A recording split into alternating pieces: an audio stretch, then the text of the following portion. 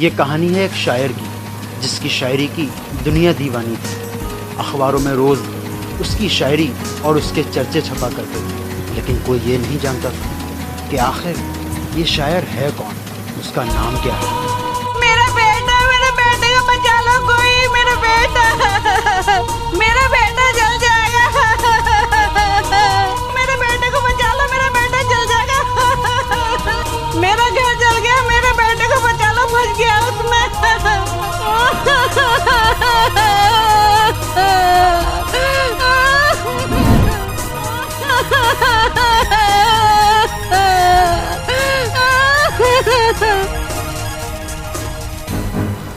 वो बच्चा तो बच गया, लेकिन उस शायर का चेहरा झुलस गया और वो शायर अपनी शक्ल से नफरत करने लगा और शायरी लिखने लगा।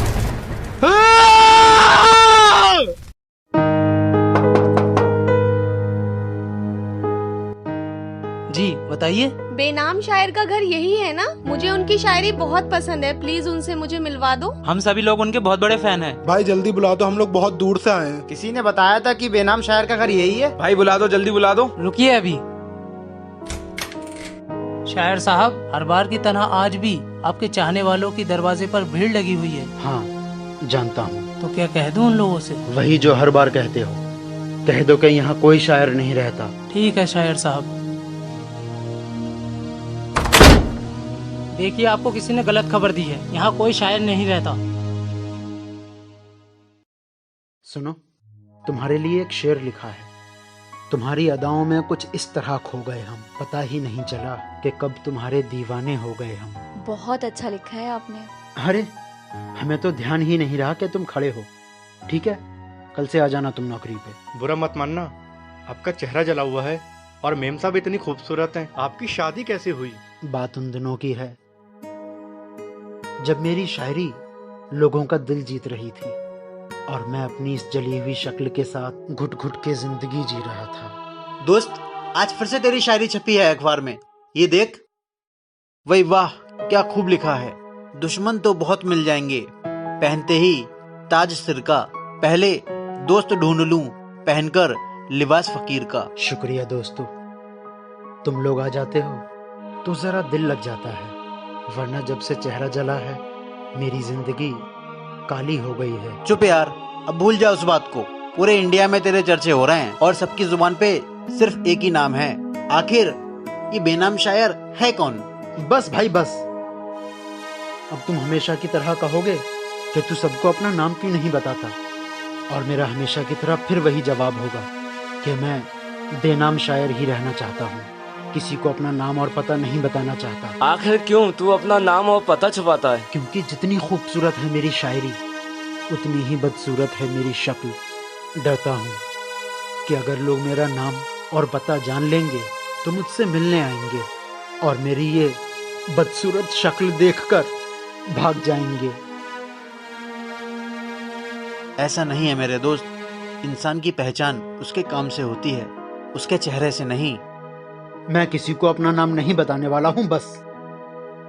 शायर साहब, आज फिर उस लड़की का लेटर आया है। आज तो उसने खून से लिखा है।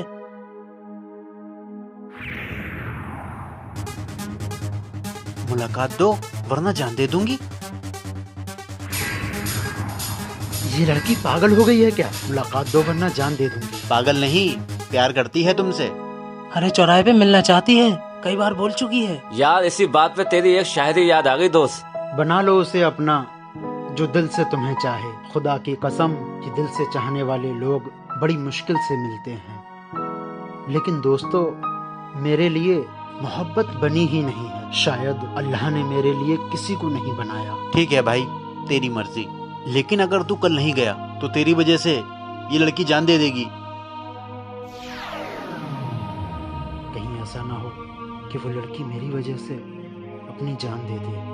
मैं जाऊंगा।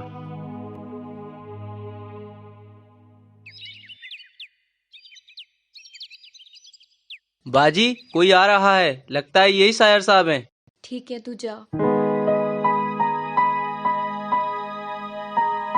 मैं ही हूँ शायर, तो बताइए क्यों बुलाया है आपने मुझे? क्या बताऊं?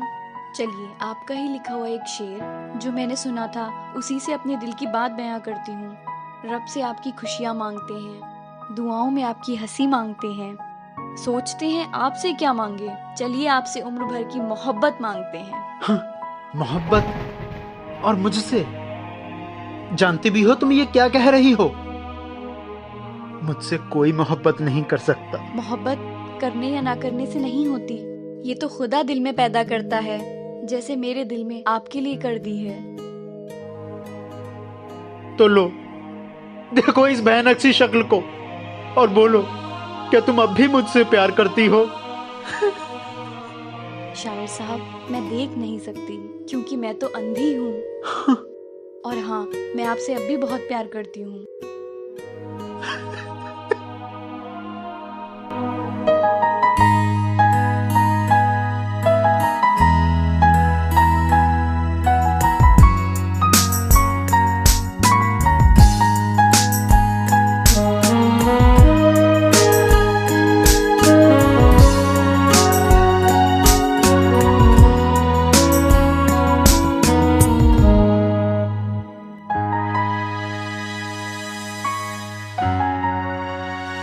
हमेशा याद रखो, जब हम अपने माँ के पेट में महज 6 दिन के होते हैं, तभी अल्लाह हमारा जोड़ा बना देता है।